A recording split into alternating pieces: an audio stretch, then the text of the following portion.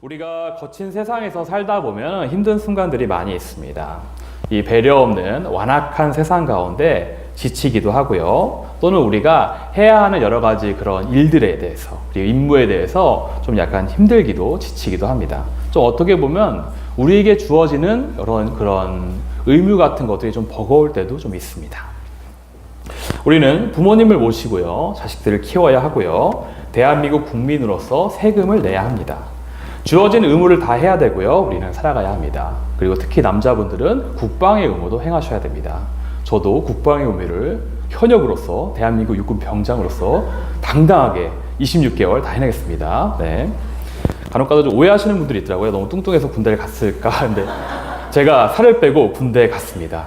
그리고 대한민국 육군 병장으로서 훈련 다 받고 열심히 복무하고 근무 서고 그리고 제대했습니다. 현역 병장입니다. 네. 자, 거기에 우리는 한 가지 더, 그리스도인으로서 빛과 소금이 되는 역할을 감당하고 복음도 전해야 합니다.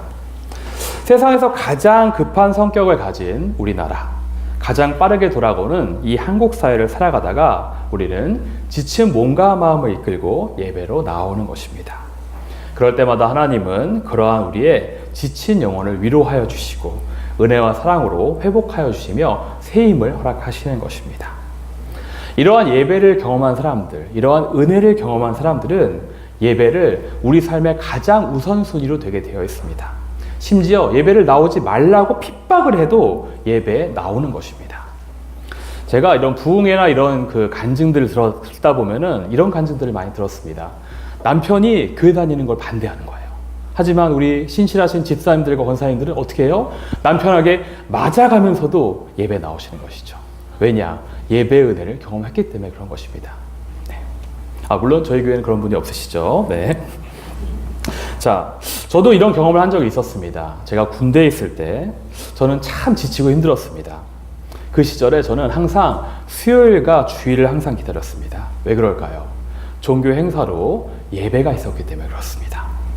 그때 제가 아무리 힘들었어도 하나님께 예배 드리러 나가면 제가 회복되었던 경험들이 있습니다. 그래서 저는 어떠한 군대에서의 어려움 속에서도 저는 예배를 지키려고 정말 열심히 노력했습니다. 이렇게 우리가 예배에 나오고 하나님의 은혜와 사랑 가운데 회복되는 경험을 할 때마다 그러한 생각이 들 때가 있습니다. 이제 다시 이 거친 세상으로 돌아가고 싶지가 않다. 영원히 주님께 예배만 드리고 살았으면 좋겠다 라는 마음이 들 때가 있는 것입니다. 우리에게 다가오는 거친 현실이 부담스러운 마음도 있겠고요. 그리고 하나님의 은혜와 영광이 너무 좋기 때문에 그 은혜와 사랑이 너무 감사해서 그냥 그 가운데 머무는 것이 너무 좋은 것입니다.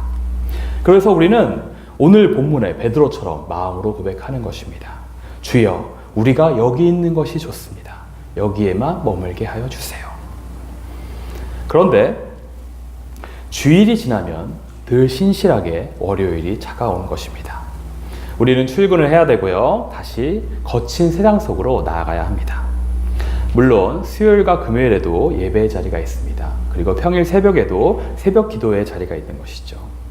그 예배에 감사함으로 나아가도 우리는 다시 예배가 끝나면 세상으로 돌아가야 하는 것입니다. 영원히 주님의 임재 가운데 사는 것은 어떤 것입니까? 천국에 가는 것이죠. 그래서 우리는 이 땅에서 살아가며 영원한 천국을 갈망하는 것입니다.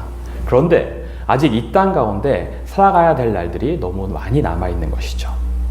왜 주님은 우리를 바로 천국으로 데려가시지 않고 이 거친 세상 속에 남겨두시는 걸까요? 예배가 끝난 다음에 이 세상 속으로 우리를 파송하시는 것일까요? 왜 은혜와 영광의 자리에만 살게 하시지 않고 이 부담스러운 세상 가운데 우리를 보내시는 것입니까? 그래서 오늘은 우리와 같은 고백을 한 베드로와 제자들의 이야기를 살펴보면서 생각해보고 싶습니다. 마태복음 17장의 이야기를 전체적으로 한번 쭉 살펴보도록 하겠습니다. 마태복음 17장의 첫 사건은 이 사건입니다. 변화산 사건이 일어납니다. 예수님은 베드로와 야고보, 요한 이 세 사람을 데리시고 산으로 올라가십니다. 이들은 12 제자 중에서도 특별히 예수님께서 부르셔서 데려간 아주 핵심 제자들인 것입니다. 예수님은 이들과 산에 올라가셔서 이들 앞에서 예수님의 본래 모습을 보여주십니다. 2절에 보면 이런 말이 나와 있습니다. 예수님의 얼굴이 해같이 빛나며 옷이 빛과 같이 희어졌다고 합니다. 예수님이 제자들에게 성자 하나님으로서 신성과 영광을 보여주신 것입니다. 그런데 더 놀라운 것은 그 영광스러운 순간 가운데 위대한 구약의 대선지자 2명이 나타납니다. 누굽니까? 바로 모세와 엘리야입니다. 이 모세와 엘리야가 예수님과 더불어서 말을 하고 있는 것입니다. 이 광경을 본 베드로가 너무 황홀하여진 것입니다. 그 빛과 그 영광과 그 은혜에 취하여서 이렇게 고백합니다. 주여, 우리가 여기 있는 것이 좋사오니 원하시면 초막 셋을 짓겠습니다. 라고 고백합니다. 이 말은 무엇입니까? 단순히 초막을 짓게 해달라는 것이 아니라 우리를 지금 이 영광스러운 자리에 이 상태로 계속 있게 해달라는 그런 부탁인 것입니다. 그런 가운데 놀랍게도 성부 하나님의 음성이 들립니다. 이는 내 사랑하는 아들이요 기뻐하는 자니 너희는 그 말을 들으라. 제자들은 성부 하나님의 음성을 듣고 두려워서 엎드리기 시작합니다. 두려워하는 그 제자들에게 예수님은 두려워하지 말아라 이렇게 말씀하시고 모두가 사라지고 예수님만 남은 것입니다. 예수님만 밖에 보이지 않는 그런 상황이 옵니다. 그리고 예수님과 제자들은 산에서 내려오게 되는 것입니다. 예수님과 이 산에서 경험한 그 사건들은 이 제자들의 삶에서 정말 가장 은혜로운 경험을 한 시간들이었습니다. 베드로의 고백처럼 초막 셋을 짓고 영원히 거하고 싶을 만큼 은혜의 자리였던 것입니다. 이 자리는 4가지 은혜의 자리였습니다. 첫 번째는 어떤 자리입니까? 성자 하나님의 예수 그리스도의 영광이 드러난 그런 자리였습니다. 메시아 예수 그리스도의 모습에서 빛이 났습니다. 하나님으로서의 영광과 빛을 제자들에게 직접 드러내신 것입니다. 그런데 갑자기 궁금해집니다. 예수님은 왜 여기서 영광스러운 모습을 보여주셨을까요? 마태복음 17장에 시작되는 1절에 보면 엿새 후에라는 말로 시작됩니다. 제자들 데리시고 엿새 후에 어떤 사건의 엿새 후에 산으로 올라가신 것입니다. 그렇다면 엿새 전에는 무슨 일이 있었을까요? 마태복음 16장을 보면 빌립보 가이사랴 지방에서 예수님은 제자들에게 내가 누구인지, 예수님이 어떤 분인지 물어봅니다. 세상 사람들은 예수님을 선지자 정도로 알고 있지만 제자들은 과연 예수님을 어떻게 인식하고 있는지 궁금하셨던 것입니다. 그래서 우리 베드로가 멋지게 대답을 합니다. 마태복음 16장 16절 말씀을 함께 읽도록 하겠습니다. 마태복음 16장 16절입니다. 시몬 베드로가 대답하여 이르되 주는 그리스도시요 살아계신 하나님의 아들이시니이다. 아멘. 이 대답에 예수님께서는 정말 기뻐하십니다. 너무 기뻐하셔서 베드로를 칭찬하시죠. 그리고 좀 약간 생뚱맞은 말씀을 갑자기 하십니다. 제자들에게 자신이 많은 고난을 받고 십자가에서 죽을 것과 3일 만에 부활하실 것을 말씀해 주십니다. 그러자 이 말을 들은 우리의 베드로가 또다시 나섭니다. 예수님, 그렇게 하지 마십시오. 나름의 칭찬을 받고 싶어서 이런 얘기를 했는지 모르겠습니다. 하지만 이 베드로는 예수님께 엄청난 꾸중을 듣습니다. 이러한 제자들에게 예수님은 메시아 예수 그리스도의 영광스러운 모습을 오늘 이 자리에서 보여주시는 것입니다. 이것은 주는 그리스도시요 살아계신 하나님의 아들입니다 라는 신앙의 고백에 확실한 응답과 확증을 보여주시는 것이었습니다. 그리고 베드로와 제자들이 예수 그리스도의 이런 영광의 모습을 기억하며 십자가의 고난의 때에 부활을 기다리면서 흔들리지 않게 하려는 의도는 아니었을까 그런 생각이 듭니다. 정말 이 산에서의 시간은 예수님을 그리스도와 살아계신 하나님의 아들로 시인하는 믿음 가운데 하나님의 은혜와 영광이 드러난 놀라운 자리였습니다. 두 번째, 이 자리는 성령의 감동과 충만함이 있는 자리였습니다. 여러분, 우리에게 성령께서 충만하게 임하시고 강력하게 역사하실 때 우리는 영안이 열리고요, 신비한 것을 깨닫는 은혜가 있습니다. 그런데 우리가 생각해 볼 문제가 있습니다. 여기 3절에서 보면은 예수님이 모세와 엘리야와 이야기하였다고 합니다. 그런데 여기서 궁금증이 생깁니다. 과연 제자들은 모세가 모세인 것을, 엘리야가 엘리야인 것을 어떻게 알았을까요? 모세와 엘리야가 이렇게 명찰을 히브리어로 모세, 엘리야 이렇게 쓰고 있는 것도 아니고요. 자막이 이렇게 딱 나오는 것도 아닙니다. 그렇다면 제자들은 어떻게 예수님과 말하고 있는 저 두 남자가 모세와 엘리야다 깨달았을까요? 이들은 역사적으로 모세와 엘리야를 보았던 사람들도 아닙니다. 그러나 제자들은 예수 그리스도의 영광스러운 은혜의 시간 가운데 성령의 감동과 충만함으로 자연스럽게 깨닫게 된 것입니다. 요한복음 16장에서 예수님은 진리의 성령이 우리를 진리 가운데로 인도하신다고 하셨고요. 고린도전서 2장에서 사도 바울은 시면서 우리의 영적인 일들을 분별하게 하신다고 말씀했습니다. 그렇다면 이들은 성령의 충만한 역사 가운데 이것을 그냥 깨닫게 된 것입니다. 이렇게 산에서의 시간들은 제자들에게 성령의 감동과 충만함을 경험하게 되는 경험이 있던 위대한 자리였습니다. 세 번째, 이 산에서의 자리는 성부 하나님의 음성을 듣고 경외함을 갖는 자리였습니다. 이 영광스러운 순간에 제자들에게 들려오는 음성이 있습니다. 예수님이 사랑하는 아들이고 기뻐하는 자라고 인정하는 말씀입니다. 그런데 이 말씀을 우리가 어디선가 읽어본 것 같습니다. 마태복음 3장 17절 말씀 함께 읽도록 하겠습니다. 마태복음 3장 17절입니다.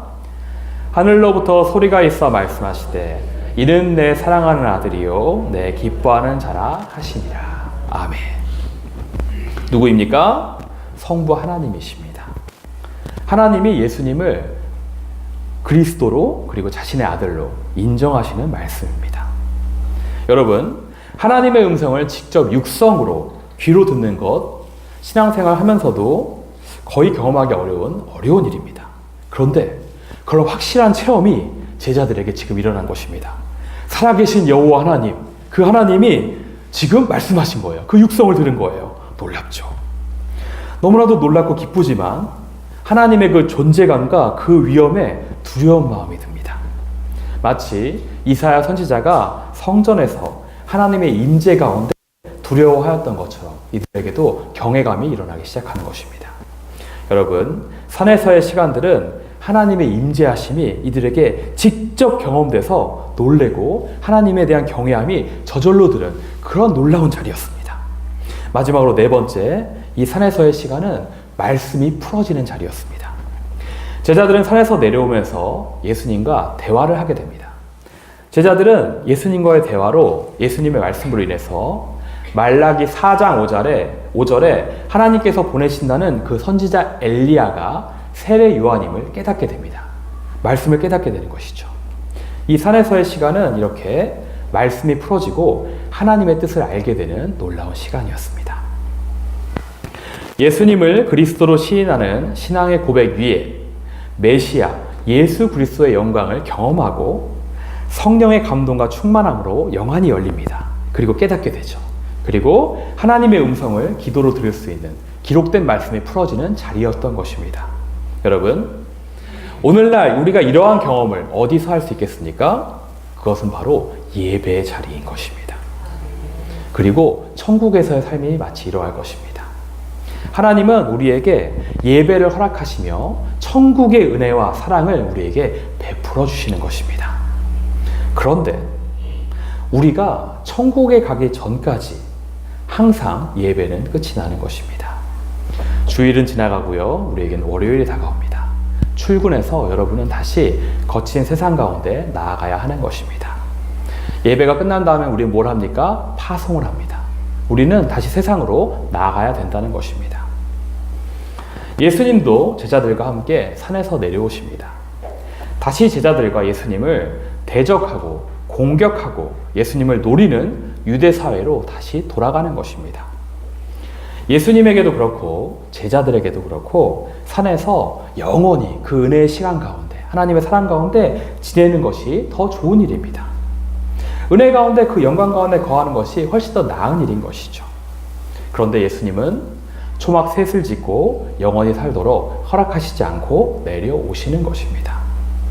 그렇다면 다시 내려온 세상 가운데서는 정말 좋은 것들이, 정말 이 산에서의 은혜와 비교할 수 없는 좋은 것들이 예수님과 제자들을 기다리고 있었을까요? 그런데 말씀을 읽어보니 그것이 아닙니다. 어떤 사건이 벌어집니까? 산 밑의 상황에서는 어려운 상황들이 이들을 기다리고 있습니다. 첫 번째, 믿음이 없어서 귀신 들린 아이를 못 고치는 제자들의 사건이 나옵니다. 한 사람이 귀신 들린 자기 아이를 데리고 옵니다. 그런데 이 제자들이 귀신을 쫓아내지 못하는 거예요. 그래서 예수님이 꾸짖으시니 귀신이 도망가고 아이가 낳습니다. 제자들이 물어보죠. 주님, 왜 저희는 이 귀신을 쫓아내지 못했나요? 그랬더니 예수님께서 뭐라고 하십니까? 믿음이 없답니다. 믿음이 작다고 하십니다. 그러면서 겨자씨만한 작은 믿음이 있어도 산을 옮기운다고 말씀하십니다. 즉 이 이야기는 무엇입니까? 이 제자들에게 겨자씨만한 믿음도 그 작은 믿음도 없었다는 것을 의미하는 것입니다. 이 제자들이 다시 내려온 이 세상은 만만하지가 않습니다. 귀신 들린 아이를 고치지도 못하는 상황이고요. 자신들의 겨자씨만한 믿음도 없음을 드러나는 안타까운 현실 가운데 이들이 부딪히게 되는 것입니다. 이들의 마음은 믿음으로 산을 옮기고 싶지만 자신의 믿음이 겨자씨만큼도 못 되어서 못하고 있는 그런 상황을 맛보게 되는 것이죠. 두 번째, 이들은 성전세를 내야 합니다. 예수님과 제자들이 가버나움이라는 지역에 이르렀는데 가뜩이나 가난한 이 제자들에게 성전세를 걷는 사람들이 예수님에게 반세겔, 성인 남자들이 내야 되는 세금이죠. 성전세를 내라고 독촉하기 시작합니다. 여러분, 예수님은 하나님의 아들이십니다. 그리고 그 성전의 주인이시죠. 그런데 그러한 분에게 세금을 내라고 합니다. 하지만 예수님은 그 사람들과 유대 문화에 있는 사람들을 실족시키지 않기 위해서 세금을 내십니다. 베드로와 자신의 성전세를 내시는 것입니다. 가난한 제자들에게 성전의 주인인 예수 그리스도를 따르는 제자들에게 유대 사회는 세금을 요구하고 있습니다. 유대 사회의 일원인 성인 남자로서 한 사람의 책임과 의무를 다하라고 이야기하고 있는 것입니다. 가뜩이나 가난한 제자들에게 이러한 재정적인 그리고 사회적인 의무는 부담이 되는 것입니다. 그럼에도 불구하고 이들은 세금을 내야 하는 것이죠. 예수님도 세금을 내셨습니다. 그 사회에 의무를 다하고 그 사회의 다른 사람들을 실족시키지 않으려면 그 의무를 다 해야 되는 것입니다. 그런데 이 두 가지 일은 이들이 초막 셋을 짓고 그 산에서 머물러 있었다면 만나지 않았을 일이었습니다. 그냥 은혜의 자리에 계속 영원히 거주했다면 이 사건들은 피할 수 있는 일인 것입니다. 그런데 우리 주님은 굳이 산에 내려가셔서 제자들에게 이 일들을 다 겪게 하십니다. 세상으로 내려가서 믿음 없음을 직면하게 하시고요. 세금의 부담도 지우게 하시는 것입니다. 이것은 오늘날의 우리에게도 마찬가지입니다. 예수님은 우리를 이 사회 가운데, 한국 사회 가운데 살게 하셨습니다. 그리고 믿음 없는 우리의 모습을 직면하게 하십니다. 거친 세상 속에서 교회가 공격당하고 하나님의 말씀을 대적하는 세상에서 믿음을 드러내는 것이 정말 쉽지 않습니다. 오히려 세상에서 살다 보면 믿음 없이 사는 것이 더 쉬워 보입니다. 그리고 우리는 가끔 연약해져서 부끄럽게도 겨자씨만한 많지도 못한 믿음도 없음을 보일 때가 많이 있습니다. 그리고 우리는 이 세상 가운데 살아가면서 부담스럽게 세금을 다 내야 합니다. 남자들은 병역의 의무를 해야 되고요. 건강보험도 내야 됩니다. 어떤 분들은 가장으로서 가족들의 생계도 책임져야 되고요. 부모님도 모셔야 하고요. 자식들도 양육해서 대한민국의 미래로 길러내야 합니다. 이러한 갈등과 고난과 역할과 의무와 부담을 주는 세상으로 주님은 오늘도 우리를 파송하십니다. 그냥 초막 짓고 살게 영원히 거하게 해주시면 너무 좋은데 굳이 우리를 세상으로 보내시는 것입니다. 그렇다면 주님께서 우리를 세상으로 보내시는 이유는 무엇입니까? 마태복음 17장 22절과 23절에 그 이유에 대해서 나와 있습니다. 함께 읽으시겠습니다.